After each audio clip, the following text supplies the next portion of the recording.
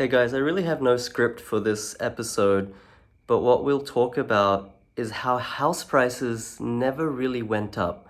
It seems like a really silly question, but I think this is really the crux of why people don't invest or buy property or land and then expect house prices to crash only to then miss out on future gains. Okay, there might be a lot of ums and ahs in this episode because I'm genuinely thinking as I talk through it. But I get asked this question a lot, PK, how can house prices continue to go up at such a fast rate when cost of living is through the roof, inflation? I mean, cumulative inflation, prices in Australia have gone up more than 30% since the start of COVID. You know, we only hear about that 5 or 6, 7% inflation rate, but if you put all those 5 or 6 or 7% together over multiple years, some statistics, actually say that prices have gone up more than 20, 30%. So how can people still afford to buy property? How is this not a bubble? To answer this, and the other thing as well is wages haven't really grown. If you look at statistics since 1990, or I should be more specific, really since the year 2000, wages have barely kept up with purchasing power insofar as inflation. That's what I mean. So if wages have gone up, yeah, just a little bit more than CPI, a little bit down than CPI, but house prices have increased at a clip of 4x, 5x the rate of wage growth, then how is that sustainable? Like, how is that going to carry on? And if I'm a brand new person in Australia or first home buyer or upgrader or investor, these are the questions I'm kind of thinking to myself, and it makes property investing really not viable because even though people like me, it's easy for us to scoff or scorn at comments on Facebook groups that say property prices to crash because, wages haven't grown, because debt to GDP is through the roof, etc., etc. Actually, I think we need to meet those questions or challenges with patience and maturity and empathy. Because if I had not had or have right now a 10 plus property portfolio, I'd probably be asking those same questions. And probably I have confirmation bias now in those people because they have no skin in the game and they're seeing all these other people get wealthy and they're left out. They probably have some confirmation bias too to say it's all going to come crashing down, crumbling down. And so to answer all these questions, we actually have to go all the way back to 1970, in the early 1970s, where, and I'm going to do a much more extravagant and data-based, I'm going to share with you dozens of charts in a future episode to really validate and edify everything that I'm sharing with you right now. But I just spontaneously wanted to talk about this. I don't know why. Yeah, I don't get out much. No, I do. I'm just being self-deprecating. But it was just on my mind, so I thought, let's talk about it. When the Australian dollar, the US dollar, so many currencies back in the early 70s were decoupled from the gold standard. For those of you who don't know, previously a dollar was only worth a dollar, let's say in the US, because it bought a certain amount of gold. It was pegged to the price of gold, so you couldn't have unlimited money in the world because there wasn't unlimited gold, or at least not drilled and not drilled. That it's not iron ore, it's not oil, but it wasn't explored. At least not available gold. Sure, there might be unlimited under the surface of the earth. I don't know, but at least what humans have available to them, it was not unlimited. So therefore, money supply can't and couldn't be unlimited. But what central banks did, and I'm not going to go into this episode and my platform, I think I'll alienate people if I go into a lot of the more conspiracy theories, Freemasons, and, New World Order, you'll own nothing and be happy, WEF. I'll let you guys go down that rabbit hole and make your own mind up. Okay, I don't want to pollute this intellectual thread of what I'm talking about now with things that might mean that you lose trust in what I'm saying. So I'm not going to go down that route. There's elements of that which I subscribe to, elements of that which I don't subscribe to. But essentially, there was a whole bunch of people in power, central banks, and whether they're connected to central governments or not, you be the judge of that. But they certainly made a decision back then, what is that, 50 plus years ago, that we think money or currency should be decoupled from gold. And that is a better idea for our increasingly more consumerist society. Now, there's multiple theses.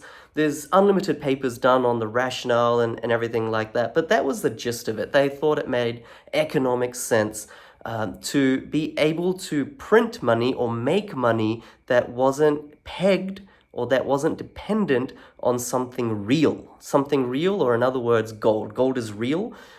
Currency or digits in a bank account, they're not real. I mean, a piece of paper that says $5 on it, or I don't know what they make it out of, aluminium coin or copper coin or iron coin, it's valued at nothing. It's what the central bank ascribes to it that gives it any real value or currency. So this is a relatively new concept. Like if you go back in human history, hundreds of years, thousands of years, it was always, originally, of course, it was largely bartering system, but then it was based on something real. Like they would actually trade gold or trade precious metals or gems, semi-precious. And then it was said, okay, well, we don't want to do that. We're going to base everything on real something real. But then in the 70s, they decoupled it. Why am I saying all this? I might be boring you, but I think this is really interesting. I don't think anyone really, in the property space at least, talks about this at length. This is really important because what that meant is that now money supply, the amount of, you could say, dollars and cents, whether virtual or real, regardless of whether they're actually worth anything or not, continued to spike. It actually had a huge jump, okay? And that's why we had big inflation crises. You think the inflation crisis over the last 2 years is big? It's nothing compared to that of the 80s, etc. And that's why interest rates in Australia reached almost 19% in the 80s, but that's for another day. So this is what's happening. It's caused unlimited money almost in the world. I mean, what is the debt of the USA? I mean, it's dozens of trillions of dollars. It actually rises by $1 trillion. I might get this wrong, every week or every month, something like that. You can't even fathom it. So what this means is that, well, two things. One, it means that those of you or me or whoever that are working for a wage, let's say $5 an hour if you're not such an advanced country, or $20 an hour, let's say in Australia, whatever it is, your wage has been growing, let's say at CPI, okay, over the last 30 years, 30 years. But real inflation is actually different to what the ABS reports it as, all right? And this is the thing, they've changed their definition of inflation multiple times in the relatively short tenure of the Australian Bureau of Statistics. And so therefore, the reality, if they kept their original definition, the inflation on average over the last 20, 30 years in Australia has been way over, 3 or 4%. It's actually been more than 5 or 6%. That's one point. The second point I want to make, and I hope you're still with me because I think this is really going to, hopefully these points germinate in your consciousness and give you more conviction in your wealth creation goals and how to achieve your money happiness pursuits. That's the first thing. And then the second thing is, not only has inflation been so high, therefore meaning that your real wage growth has taken you further and further back. That's inflation, but then currency debasement. Every now and then we have an economic crisis or crises. People like to use the word recession flippantly, as not a clickbait, but like a sensationalist, hyperbolic kind of attention grabber. Not all recessions are all that bad or even steep. There are some that are steep, and just like the GFC. And when those occur or happen, then there's a whole bunch of monetary or money supply that gets injected, M2 we say technically in economics parlance, into the world economy, local economy, national economies. And so if you just understand one point, if there's one point I want you to understand, is that the amount of money that exists in the world today, okay, today is like 1,000x of what existed just 20 years ago. And what existed 20 years ago, like at the turn of the century, let's say, is like 10 or 15x how much existed when these major, mostly Western democratic sort of current countries decided to decouple their exchange or their currency from the gold standard.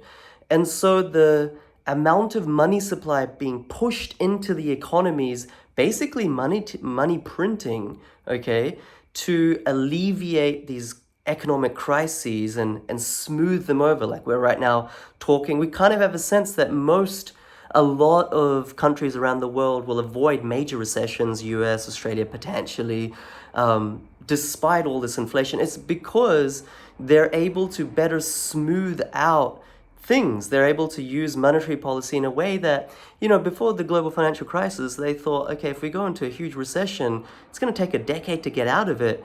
But then in the GFC, they thought, well, hang on, let's just inject trillions of dollars in, give people money, they'll start spending again. Bob's your uncle. And it worked, like it really did, right? The GFC didn't last for maybe 2 or 3 years.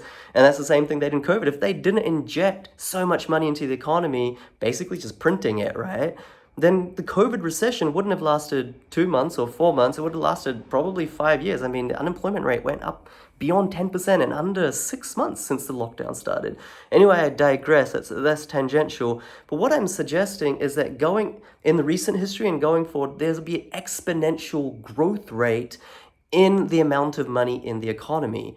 And what that means is not only is inflation higher than what you are reported it to be, and therefore your wages, your real purchasing power is going backwards, but this currency debasement phenomenon is meaning that your purchasing power or the value of real assets goes up higher and higher, even beyond the rate of inflation. Okay, there's some studies that have been done by World Bank, etc. And that's the funny thing about it. Many of these large global institutions like IMF, World Bank, they don't hide any of this stuff. It's not a conspiracy. They actually present these statistics quite openly. So they say that unless you make 7.5%, 7.5% return on investment on your money every single year, you're actually just treading water. And you might say, hey, PK, but inflation is less than 7.5% most times. Well, actually, it's not. It's actually higher than what they report, but it's still that, okay, even if that's less than 7.5%, the currency debasement phenomenon means that what you're earning on your money is just taking you further and further back, all right? There's no scarcity of money in the world right now. There's more than enough for everyone. The scarcity, when I went to university, studied econometrics, first thing they teach you is that the whole basis of economics is based on supply, demand, and scarce resources. There is no such thing as scarce resources, guys. There's unlimited money in the world, and the multiplier effect, like when they print money, let's say they give it as a handout to a business who invests it as capex to expand their business. Therefore, they produce more goods and services. All right, they've used a loan from the bank to do that, and then they sell those goods and services. Consumers buy those goods and services much of the time on debt. Then the business gets paid, they make a profit, so they make more than what they initially used to sell those goods and services, and they reinvest those profits. So every time the reserve banks or the central banks print $1, they're actually injecting more than $1 into the economy. Over a 10, 20-year period, that dollar actually makes itself into $50, $60, notwithstanding that in that 10 or 20 years' time, the exponential rate of injecting dollars goes up and up. You see how it's just, some people say, is this sustainable? Is this not? What do you think? Let me know. If you're listening to this on the podcast, join the Facebook group. Let me know. I've not finished yet, by the way. Or if you're watching this on YouTube, put it in the comments. Do you think this is all sustainable? But let me just wrap it all up in a neat knot, in a neat ribbon, and give you the package that you really need to know. if you are not keeping up with that 7.5%, you are going backwards. That's one thing. Wages have never kept pace with real estate or hard assets, any hard asset, because of this phenomenon as well. All right. And the best way to keep up with the 7.5% principle, keep up with inflation, keep up with currency debasement, is to invest in an asset that is fundamentally holding value. Okay, if you invest in things that are tied to the currency, you could go up and down.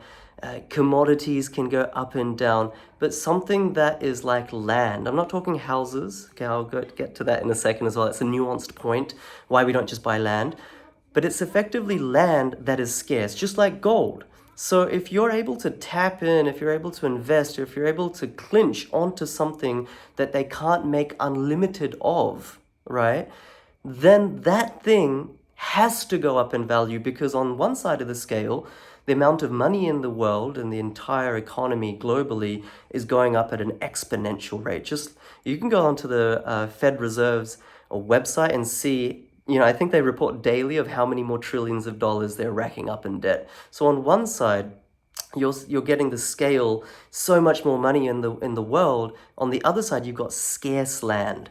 And for those smart people who don't want to be in a Zimbabwe situation, Zimbabwe is obviously a hyperbolic example. They had rapid hyperinflation in a short period of time. $1 was meaningless, $100 was meaningless, $1 million was almost meaningless at some point as well in their local currency, whatever that was. This phenomenon is going on everywhere, including Australia, but just at a more snail's pace, not snail's pace. I would say snail is too extreme. I would say like a tortoise. Okay, a tortoise is faster than a snail, but not as fast as a hare. Zimbabwe is a hare. So this hyperinflation it's actually going on, but at a slower pace, so that may be a little bit controversial, so that you don't realize it's occurring, but it's occurring over your lifetime.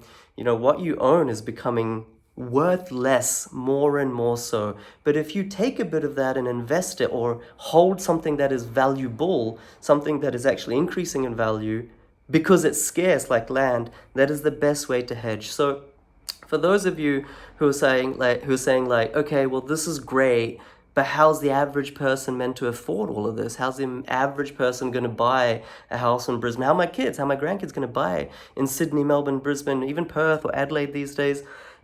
Like, at some point there's a cap. At some point, people can't afford this land, these properties. Okay, the property, the structure on top is just there so that we can get rent from the tenant to be able to hold it, so it doesn't cost us anything, right? But really it's the land that's valuable. Okay, the structure deteriorates, it depreciates, it needs maintenance, it's worthless after 50 years, 100 years if you don't do anything to it. But the land, regardless if there's weeds or whatever growing on it, that just goes up, because that is what's scarce. So you might be asking, well, at some point it's going to be completely unaffordable, right? But here's the thing. And it's a harsh reality, and I'm not saying that I like it. I'm just reporting on truth right here, because this channel, this platform's all about truth. The reality is that there are always enough, and in fact, through this multiplier money injection, money supply multiplier effect, there's more and more and more and more rich, super rich people in the world. You just have to look around. You just have to go on a drive on the Gold Coast or Sydney or some other place, just to see that even in times like this, went to the Australian Open this year, we're in the right smack bang in the middle of this Victorian state economy going bust. Everyone can't afford anything, media headlines, people can't afford, their mortgage repayments, living in tents, all that terrible stuff, yet record attendance for Australian Open tennis, right? And it was the biggest attendance, and the tickets were the most expensive they ever were, right? So it's just one example, right? You can't make a whole thesis or premise based on one example, but there's data to back this up, and I will do a separate episode to edify and validate everything that I'm saying today.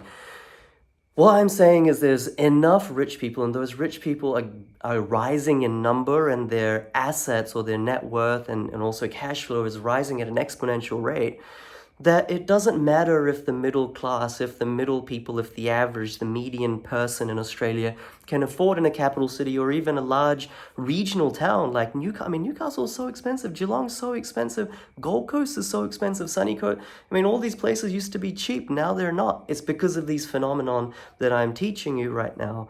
There's enough of people on the right side of the spectrum that it doesn't matter what affordability is. It doesn't matter. Now, you can disagree with me. Let me know if you do.